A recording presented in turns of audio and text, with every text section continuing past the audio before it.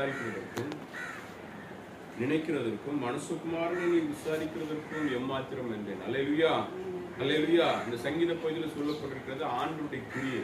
அல்லேலூயா. ஆமா, அவர் என்ன செஞ்சிருக்கிறாராம்? தம்முடைய விரலினால ஒரு வானங்களை உண்டாக்குனாரா? சொல்லுங்க.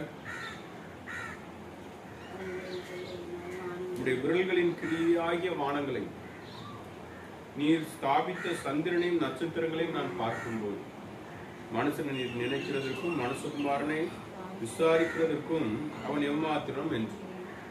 அதுக்கு பிறகு சொல்லப்பட்டிருக்கிறது, நீர் அவனை தேவதூதரிலும் சற்று சிறியவனாக்கினீர், மகிமையினாலும் கனத்தினாலும் அவனை முடிசூட்டினீர். அல்லேலூயா, அல்லேலூயா.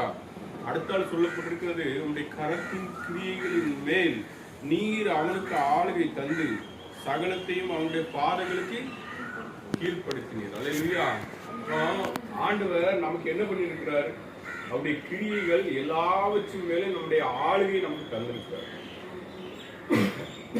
நம்முடைய ஆளுகை செய்கிறவர்களா ஆண்டவர் வச்சிருக்கிறார். அல்லேலூயா, அல்லேலூயா. நம்ம ஆளுகை செய்கிறவர்களா கர்த்தர் நம்மளை என்ன செஞ்சிருக்காரு? வச்சிருக்கிறார். அவருடைய கரத்தின் கிரியைகள் எல்லாவற்றின் மேலும், பூமியில் உள்ள எல்லாவற்றின் மேலும் கர்த்தர் ஆண்டவராய் இயேசு கிறிஸ்து நமக்கு ஆளுகை தந்திருக்கிறார். அல்லேலூயா, அல்லேலூயா. ஆமா, இப்ப எதுக்கு மேலே நம்ம ஆளுகை இருக்கிறது? பாவத்தை ஜெயித்து பாவத்திற்கு மேலே நமக்கு என்ன இருக்கு? ஆளுகை இருக்கு. அது ஒரு தேவனுடைய பிள்ளை உணரணும். நான் ஸ்தோத்திரம். இந்த உலகத்துல சத்துரு நமக்காக நம்மளோடு கூட யுத்தம் பண்ணிக்கிற எல்லா கிரியைகளையும் மேற்கொண்டு ஜெயம் எடுக்கிற ஆளுகையை பரிசுத்த ஆவியானவர் மூலமாய் இயேசு கிறிஸ்து நமக்கு என்ன செஞ்சிருக்கிறாரு?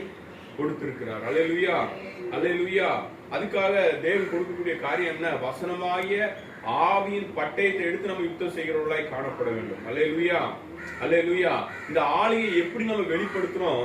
வேத வசனமாகிய ஆவியின் பட்டயம் நமக்குள்ள வரும்போது இந்த ஆளுகை நமக்குள்ள வெளிப்படுகிறது. அல்லேலூயா. வசனம் இல்லாம ஆளுகை இல்ல.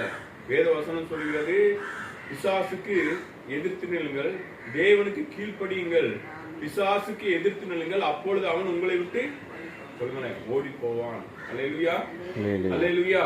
ஆமா, தேவனுக்கு கீழ்ப்படியுங்கள், பிசாசுக்கு எதிர்த்து நில்லுங்கள், அப்பொழுது அவன் உங்களை விட்டு ஓடி போவான். அப்ப அவனுக்கு மேலே ஆண்டவர் நமக்கு ஆளுகையை கொடுத்திருக்கிறார்.